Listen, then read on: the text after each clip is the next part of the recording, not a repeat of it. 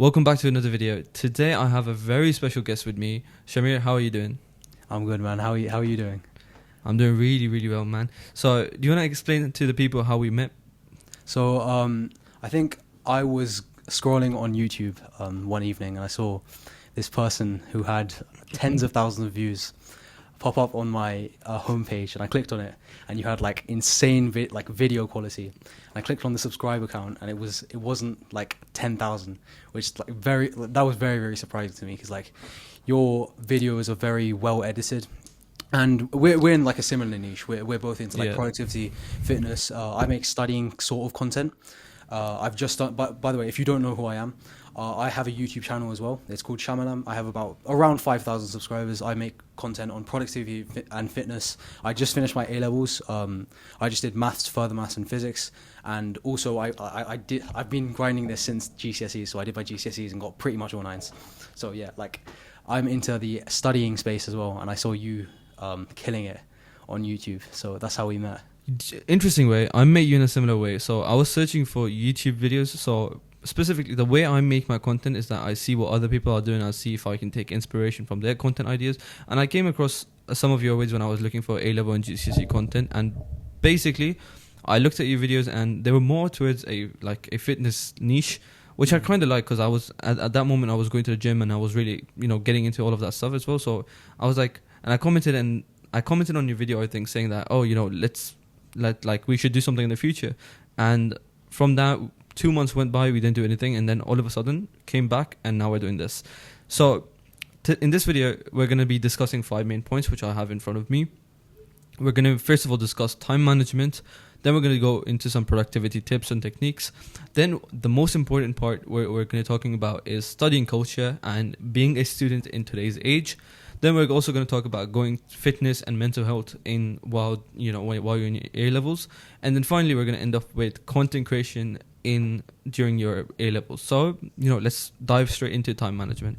Time management, I think, recently, like I've done a lot of research. I wouldn't say a lot of research, but I've read quite a lot of books, and I've gone through like my own personal transformation of being a very unserious student to going into like I would say I'm a pretty serious student right now.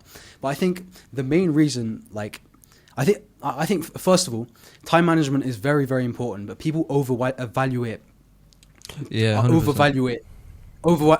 general. Like, I think the main thing we need to concentrate on is deep work, and specifically like studying consistently. I think time management is sort of a word people throw around to, like, I wouldn't say scare, but like everyone uses stuff like social media these days.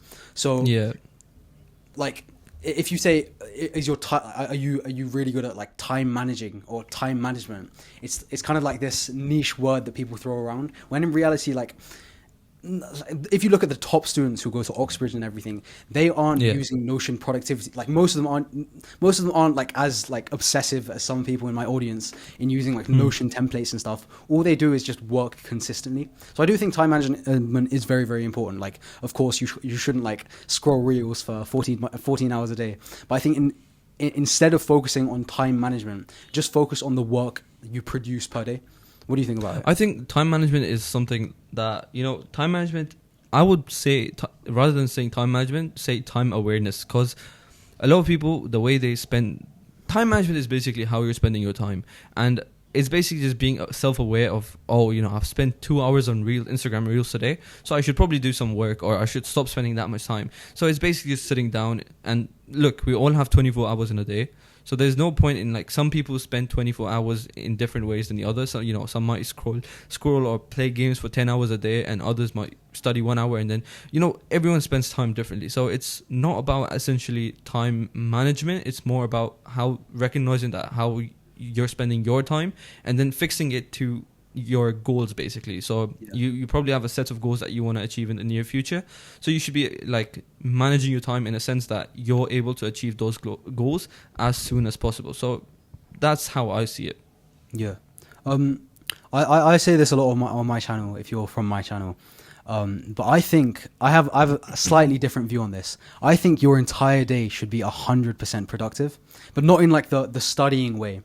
I think that everyone should have a certain set of goals that they're striving towards. So these could be fitness goals, these could be studying, academic goals, and their entire day. Like these could even be like social goals, like going out and meeting some friends is like a form of goal. Like that is a form of self improvement, basically. So wait, would you say that if I put something like, oh, watch this football game or play Fortnite, let's say, I'm just saying as an example, play FIFA or Fortnite in your calendar, would you count that then as being productive? I think any action that facilitates a goal. So what's your goal? Like if you're playing Fortnite or like football, and your goal is to become like this level of proficiency in the game, Right. then fair enough. Like that is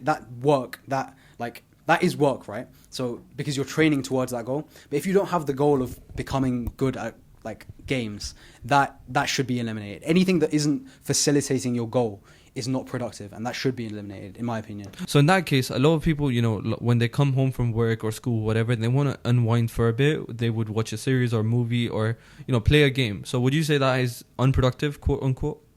Look. What is unwinding? Like, what do you think your brain is doing when you're unwinding? When you're scrolling reels? Fair enough, Yeah. I scroll reels as well. That's a bad thing, but like, people have this. I think in the book Deep Work, I don't think it was Cal Newport says this. You shouldn't use crutches such as the internet to entertain you. I think that is like that. You shouldn't be using something like internet or any other external thing to entertain you, just to like unwind. That's my opinion, or at least, or that's what I preach. Instead, I think, if you want to unwind, you go out with friends, or you do something social, or you do go to the gym with people. That is a good goal, because that facilitates the goal of becoming more social. So that's Right. at least my view. If you have like a tiring day at work and everything, I think your entire day should be, or like you should strive for your entire day to be 100% productive.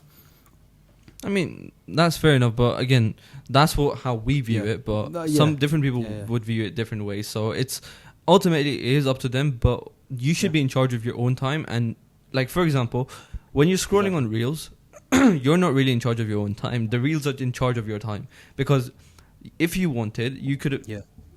People end up, scrolling reels for hours and hours, and they don't even realize how much time has passed by.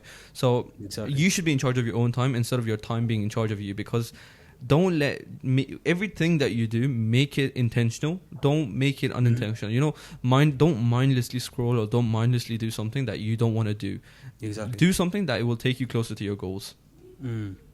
But how would you recommend someone who has a 14-hour screen time every single day right now to decrease? Because think about it, like things like Reels and Instagram, these companies and corporations pour like literally billions of dollars into just making you more addicted. Yeah, I do. So I think being more intentional is a good goal. Yeah, and the second thing is that if you have 12-hour screen time right now, you can't just magically jump down to 3 hours. It's just impossible, right? So what I would say is that try to lower it, like per week or like per day. Like make intentionally, like if you're spending 12 hours right now, make it 10 hours for the next week. Then slowly, because if you jump the gun a bit too much, so for example, if you directly go from 12 to 3, you're much more likely to relapse. As you were talking to me yesterday as well, you told me like if you lose fat way too quickly, you're much more likely to put it back on in the same amount of like quickness. 100%. So same goes for this as well. Like if your screen time is 12 hours right now, and you try to make it 3 hours in just one day, you're much more likely to relapse and go all the way back to like 12, 13 hours than if you were to do a gradual progress on that. Yeah, 100%. Yeah. I want to add two more things. I think the first thing is people like that. This is a common thing. Like people say, oh yeah, like reduce your screen time gradually. That is a common thing that people have. But I don't know, for some reason, like when it comes, okay, so I'll admit this on video. Around a year ago, during the last summer, my screen time was like 10 hours a day. It was crazy. And I would look at like advice on this, and people would say, oh yeah, you have to progressively decrease it. But for some reason, like I thought that I can just like go down to 3 hours. So I think a lot of people have this advice, but like no one really takes action. But this is genuinely the best progressively deloading and progressively overloading things you want to implement in your day is such a powerful concept that no one really acts upon. You know, I've been on the end of both, so I know at one point my screen time was 13 to 14 hours, and I'm genuinely being honest, 13 to 14 hours. Yeah. And I've also had times where my screen time was 1 hour a day, and I've felt both. And just like the way I felt in that 1 hour, I swear to God, like it's probably one of the best feelings ever when you, at the end of the day, when you look at your screen time, and I saw 1 hour 25 minutes, and that was just amazing. And so the way I did that is basically Instagram, if I had to use it, I would use it on my laptop. If I had to use WhatsApp, I would use it on my laptop. The only way I would pick up my phone if it was something very, very urgent or important. And, you know, even like texting on WhatsApp, it just feels more productive for some reason. And you're much less likely, because there's no reels on Instagram on laptop, I believe. So you're much less likely to scroll or, you know, mindlessly go doom scrolling or something like that as well. Yeah. And I just want to finish on this. And this is the importance of setting high goals. In the book, Magic of Thinking Big. So this is a book that I keep on recommending to people in my audience. This is genuinely the greatest book for mindset I've ever read in my like entire life. But genuinely, if you read that one book, you're set like mindset wise for the rest of your life. It's the way the author Schwartz, I think his name is, explains stuff is really, really concise and very, very like it will impact your life a lot. But in that book, he says something along the lines of, when you don't have a clear purpose or you don't have clear goals, you use distractions to you're more likely to indulge in distractions. And I do think that this is also why I like promote setting really, really high goals. The thing is, if you set like a high goal, so for example, if you're doing GCSEs right now and your goal, if you're getting like 4s right now and you set the goal of getting all 9s in every subject, you're much more likely to work harder and therefore just not spend time on like doom scrolling. I might disagree with you there. You know, I might disagree with you there because sometimes that goal can be so daunting or intimidating that you're likely to fall off. You know, if, for example, if I keep my goal as, I want to get an A star in A-level math, and then mocks come around and I get like a B in mocks, that would just off-put me so much rather than motivate me to do better. Like, I'm not speaking for like some people might get motivated more like, now I have to work even harder. But some people might take that result on face value as, you know, I suck at this, I can never get an A star in A-level math, and then they just start giving up on like, you know, it's too hard for me, I can't do this, and then they just fall off a cliff basically over there. So that's how I see it as well. So it's important that you set high goals, but also realistic. So if you know that you're getting a C in whatever subject it is, don't aim for A star immediately. Like, you can, as I said as well before, gradual like progress. Even your progress should be gradual. Just keep it at B, then make it A, then make it A star. So that way it seems less daunting or intimidating to you as well. Yeah, kind of, but I think, all right, so if we take out academics from this and we look at like, when I was really fat at one point, I had the goal initially of getting a really, really good physique. But so the specific thing you're talking about is, if I'm a B right now, it's really daunting. The A star is really, really daunting. What I'm talking about is it will just give you more motivation.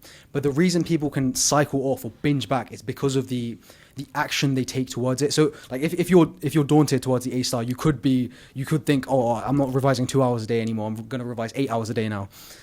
That is a action or an execution problem rather than the mindset problem. So I do think that like the specific words he uses are like reasonably unreasonable goal you should have. Like it shouldn't be completely outrageous. If you're a C right now, like you said, don't aim for an A star, aim for like an A. But also it should be like kind of unreasonable in the sort of like way it excites you. You always have to excite you to like get out of bed at like 5 o'clock. Like if you have the goal of just passing, I don't think you'll be more likely. But you know, okay, speaking like we were just talking about motivation right now, but let's also talk about like how like volatile motivation is, because you know you can have motivation the one day. Like I know this for a lot of people who go to the gym. Some people have motivation and then they lose it. Like they have this dream of building an aesthetic body, but they're not willing to put in the work. They have motivation for like the first 2 weeks, and then that falls off. what we really need to talk about is discipline. Discipline is so important, bro, and you would probably know how important it is. Yeah, yeah. It is 100%. Discipline always. Yeah, discipline always like overtakes motivation. But what I've realized is when we're talking about something like discipline, people think that it's like some David Goggins thing where you're locking in. Yeah. But like the thing is with like discipline, you just have to set a routine and make it as fun as possible. Like you should make it as fun as possible so you don't fall off it. So for example, if you're doing something like revising, right? Discipline could be like not like discipline is like showing up every single day. But exactly, it's showing up on days that you don't feel like showing up. Like there's gonna be days where you're like so tired you don't want to study, but like funnily enough, like those are the days where you make the most progress. Like where you don't want to do something, but you still do it because it's your job. It's something that you know it's making you closer to your goal. If you still show up on the days that you don't want to show up, that's what's really going to get you the grades or like whatever goals you're trying to achieve. That's what's going to help you make the most progress in it. Yeah. But then again, like actionable stepwise, I think like discipline is very, very important. But it's such like a when I was getting into this as well, people were saying motivation, like don't rely on motivation, which is 100% true.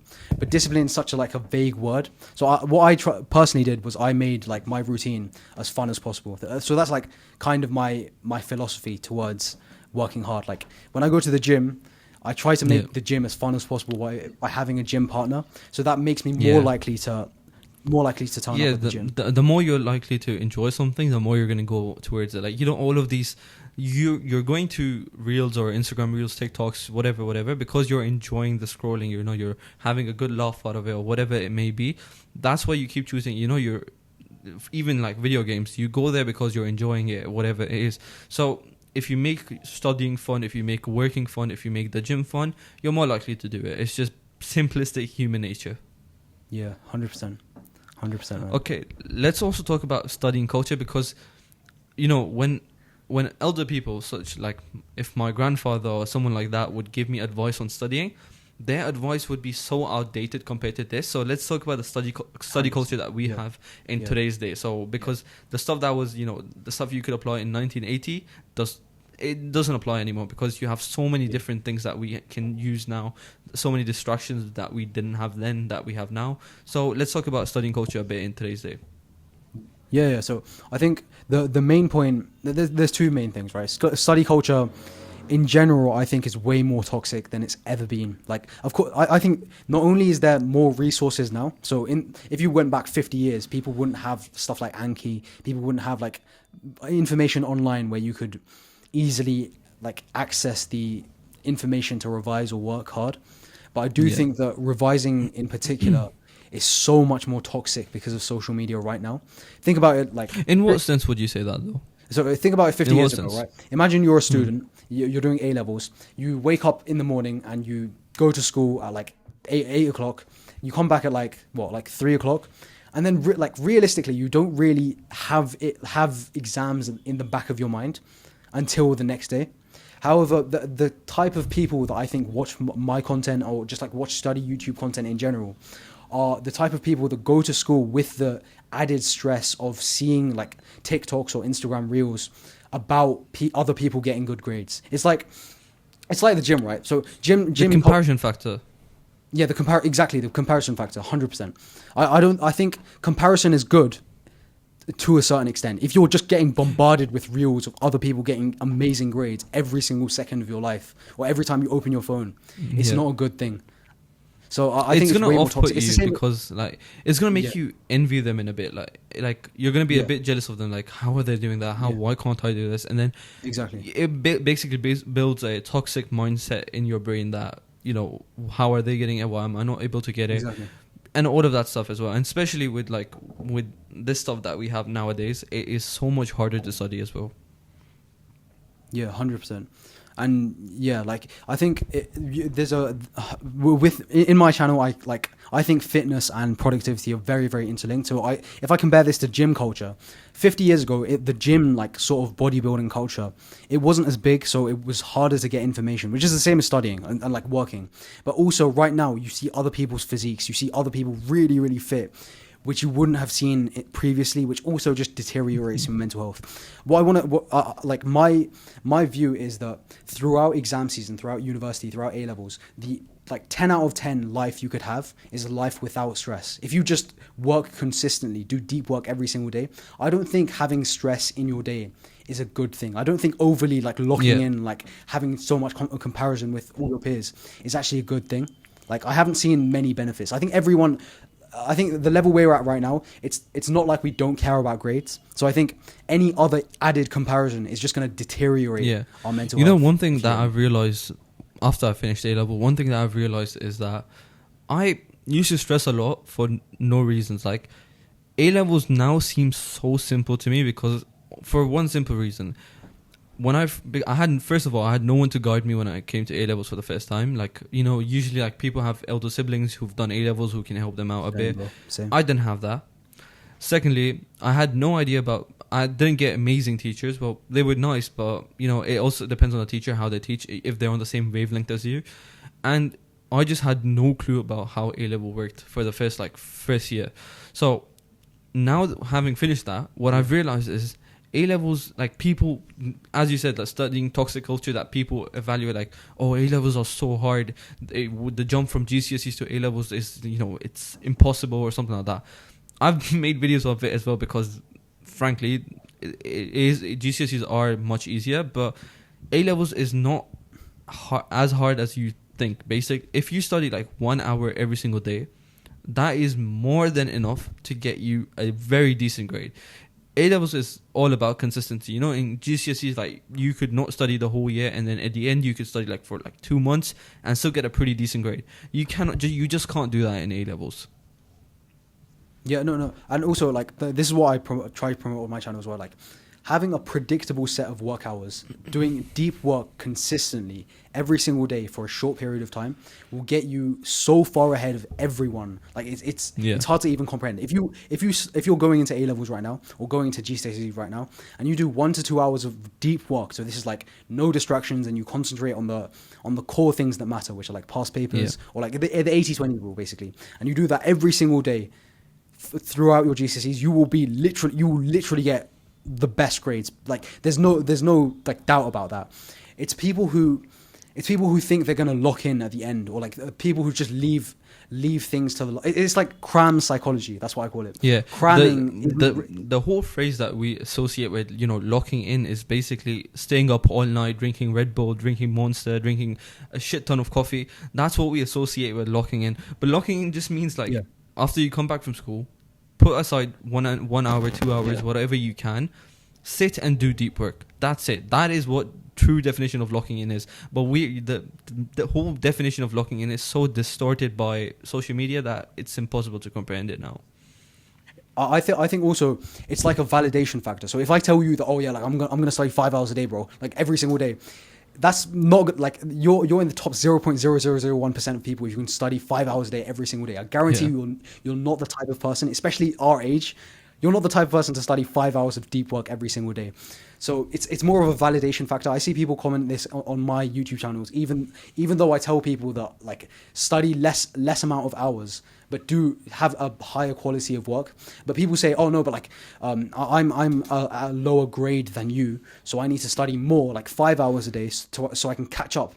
But they don't realize that they can't study like that much. Like they just can't work for that long. So the way you progress is just by doing a lower amount of work every single day consistently. It's exactly the same as the gym. Like if I go into the gym and I look at like a jack dude and he can bench press 100 kg, I'm not going to go in there and to think that I'm going to like bench press 120 kg so I can beat him and I can catch up to his physique, right? That would be stupid, because I'm just not as good at working.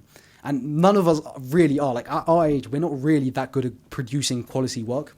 So by decreasing your work hours, this is like, I went to one of the best grammar schools in the UK. So I've seen people who are genuinely like insane at the subject. And all they do is just consistently, they just work for a bit every single day. Like you work for 2 hours a day, you still mess about for the rest of your day. You don't have to lock in. You don't have to quit the gym. You don't have to miss social opportunities. If you just lock in for 2 hours a day, it's literally mild discomfort. You'll be so far ahead of every single like other person. But no one really like speaks about this because it's not as cool as saying I study 5 hours a day. The thing is as well, you know, if you're studying 5 hours a day, you're probably going to get 2 hours of work. Like, you're like, on face value, you're studying 5 hours a day, but the amount of work you're getting out of it is probably only worth about 2 hours. So the 3 hours left at the end, you're basically doing nothing. Like, it is so unproductive. You don't need to study 5 hours. Towards the end, if you're studying 5 hours a day, you're going to start getting so tired. You're going to become exhausted, and your brain is not going to work on its on its capacity. It's not going to absorb information as it would in the first 1 to 2 hours. Your brain is not something that also gets tired. You can't just magically keep it going for as long as you want. That's why we have sleep as well, to give our bodies rest. So if you're continuously working for 5 hours, you're not going to see you could work 5 hours, but you're going to see similar results to someone who worked 2 hours. So there's not really a point. You might as well save your time and work less. Not only are you going to see like the similar amount of results as 2 hours, you would be so much ahead if you reduce that work hours. Like, in the book Deep Work. So Deep Work is like the best book about how to work. I don't think. In reality, I don't actually think that most people know how to actually do work. They just like, when I started work, when I was an unserious student, I would just sit there and like kind of read the textbook, like have a TV show on the background, listen to music whilst I do it. And then like kind of read the textbook. I didn't really know how to work. I didn't know what the 80-20 rule is and stuff. But the Deep Work, basically, best book about work. And in the book, he says that a human's maximum capacity of deep concentrated work is 4 hours. The top level entrepreneur can only do about 4 hours of concentrated deep work. Yeah. Now, like, people have made multi-million-dollar like companies. They've made that by doing 4 hours of work. Yeah. So what makes people think who that the they hell do are like you 6 to hours think of that study? you can Exactly. suddenly like. Exactly. Who's this random 16-year-old who thinks he can do more work than like some like entrepreneur millionaire CEO just because he thinks he's going to lock in for the summer? I guarantee you that not only is it less efficient, but also because it's so much of a slog, you're just not going to show up again. It's exactly the same as the gym. If you spend 5 hours in the gym, like that's not a smart thing to do. Your brain is a muscle. Like you should treat your brain as a muscle, and I think.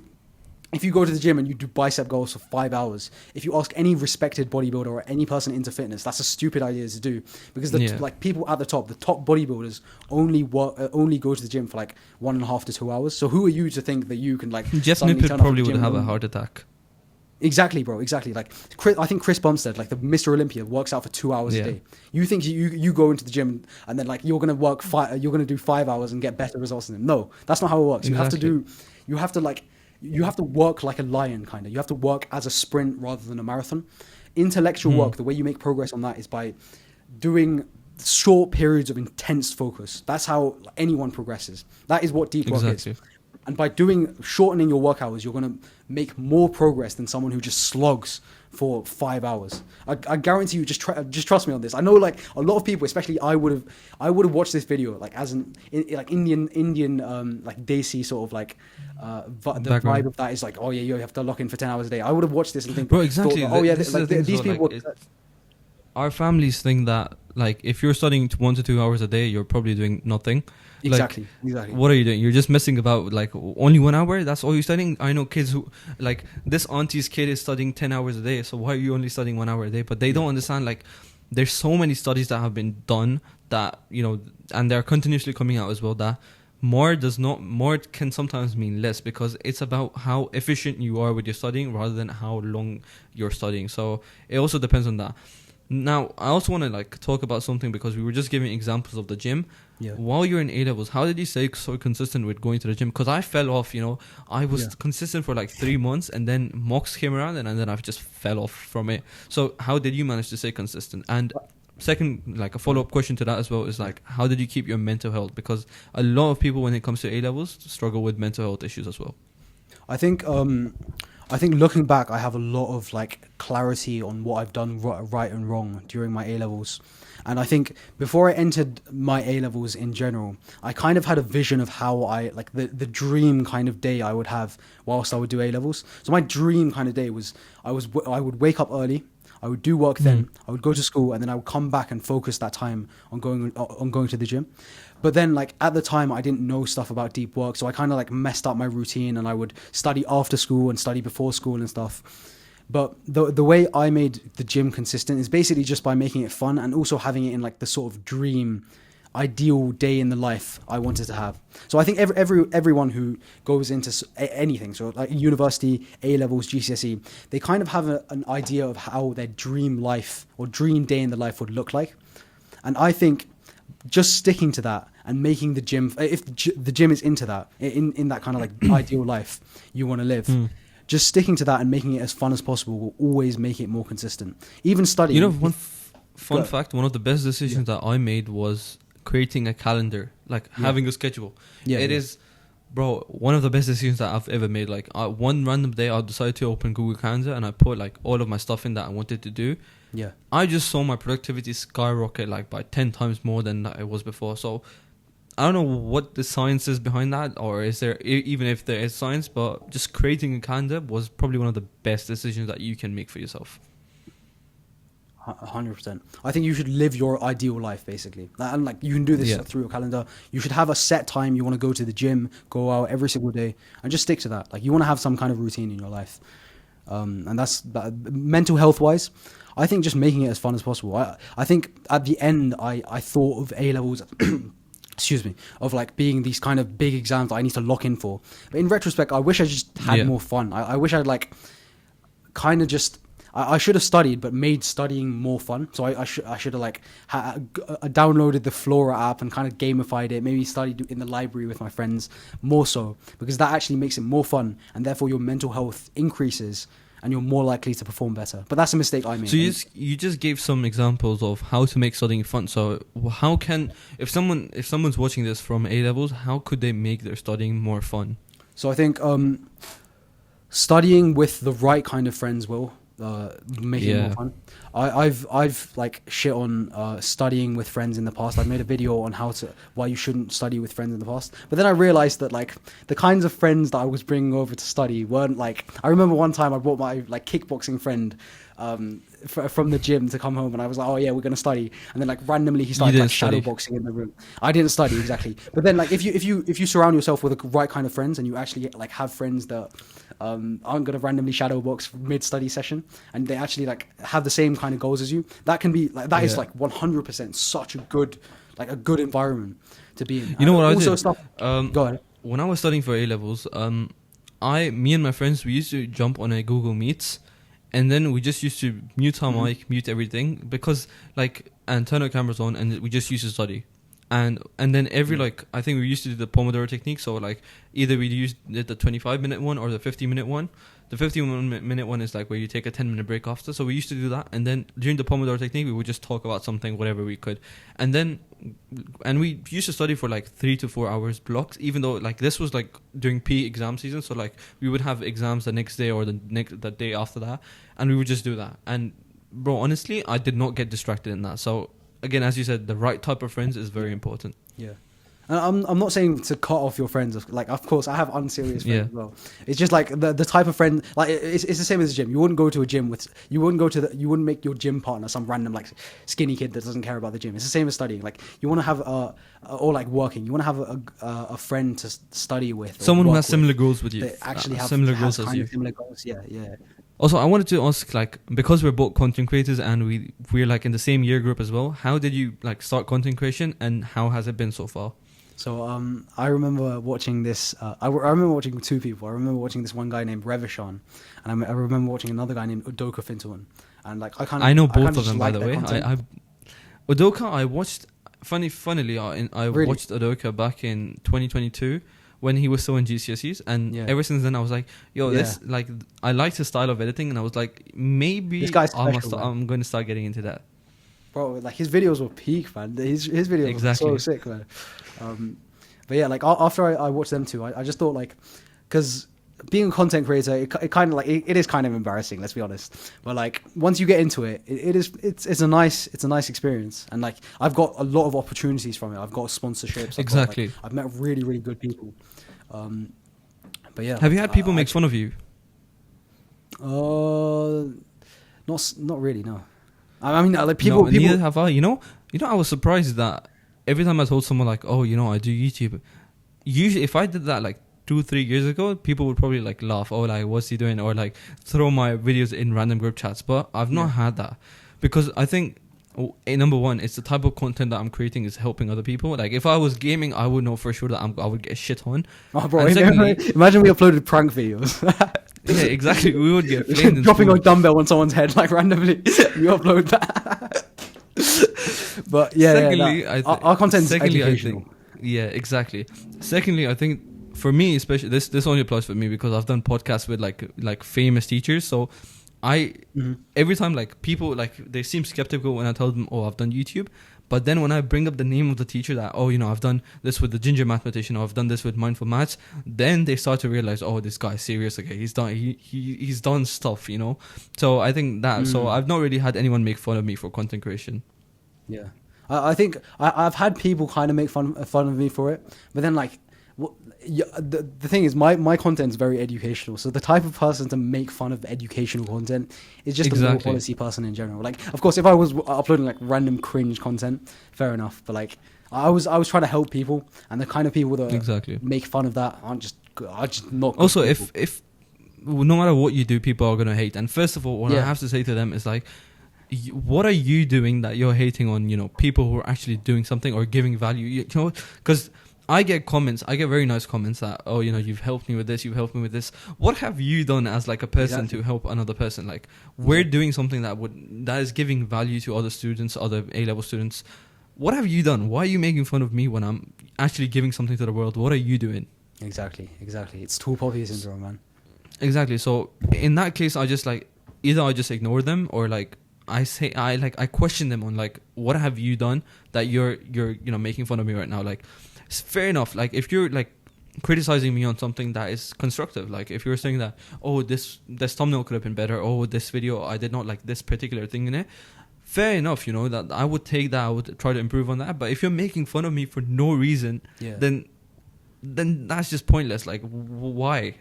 Yeah. No, you're always gonna get made fun of on your, like, everyone's gonna hate, and not everyone's gonna hate. Like, you're always gonna get hated on for random things, right? So it may as well, like, content creation is something I really like doing. I may as well get hated on something I really like doing, Exactly. And like the people I've met, the stuff we can do if we continue doing content creation, it's just the opportunities are infinite. Like, till now, you probably know Ali Abdullah. I think you mentioned him in your Notion video as well. Yeah. So I went to his comments and I saw people hating on him. Yeah. But the difference is, like, he's earning millions, and you're in his comments hating that he didn't even see the comment. Yeah. So just don't give hate to anyone. Just keep it to yourself and keep working hard on yourself, because your hate is like, why? Like, unless you're like actually criticizing someone on something important, if it's just baseless and like bullshit, then there's no really point to it, is it? Exactly. Yeah. Just don't hang around people that make fun of you for like actually doing good. Have self-respect.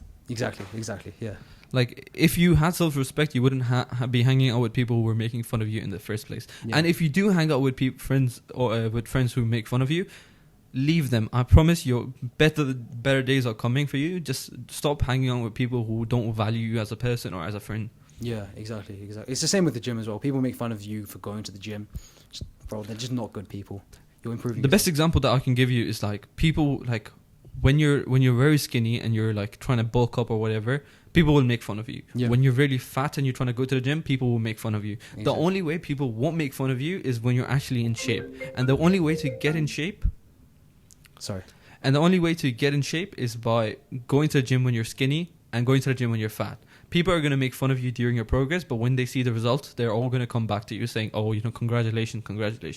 So at that point, just ignore the haters and keep 100%. Going whatever you're doing with. Exactly, bro. Anyway, Shamir, thank you so much for coming on. You know, it's been a pleasure talking to you. And I didn't want to, like, we both agreed before this that we didn't want to make this too long. That's why we kept it a bit short, that people can watch and enjoy it. But to end it off, do you have anything to say to A-level students right now or GCSE students right now that would, you know, encourage them to do what they're doing? Oh, just students in general. I think just consistently Anyone who's watching doing this video. deep work. Or anyone watching this video, consistency is the greatest sort of like power you have. Like, I think consistently doing something is way better than cycling on and off. And if you just stay consistent and work hard, you're going to get the results you want. Whether this be in academics, gym, even YouTube as well. My videos were trash. Like, if you go scroll down to my like earliest videos, they're completely like garbage. But I think I built a couple thousand subscribers just by being relatively consistent. So 100%. Like, when I look at my old videos, I don't cringe necessarily, because I know, like, you know, that's how I improved. Like, okay, you know, I cringe a bit as well, but like, I look at it and I'm like, I use it as a way to measure like how my progress, basically. Like, I look at it and I'm like, yo, my videos are sick now. What the hell was I uploading back then? So it's also like literally the way it's showing you that if you keep going, you're gonna get better at whatever you're doing. Like, you just gotta keep going and like do whatever you can at the moment, and then like 10 years later down the line, you're gonna look back at yourself and like, damn, I was like that, and now look at me. So at any given point of time, you're going to be looking back at yourself in the past, and you're going to be like, what the hell was I doing? And in that same moment, another future self of yours is going to looking back and saying like, what was I doing there? So you just got to keep going, you know, live your life to the max and just enjoy as much as you can. Exactly, bro. Exactly. Yeah. Anyways, bro, it was a pleasure having you on. Amazing talk. You know, we could turn this into a regular thing that, like, maybe once a month or twice a month, once every 2 months, that we hop on a call and we discuss everything about students or whatever's up with academics. We could. You know, I would be down with that. I'll be interested in that, yeah. Anyways, thank you so much for coming. Take care, bro. Thank you for having me, man.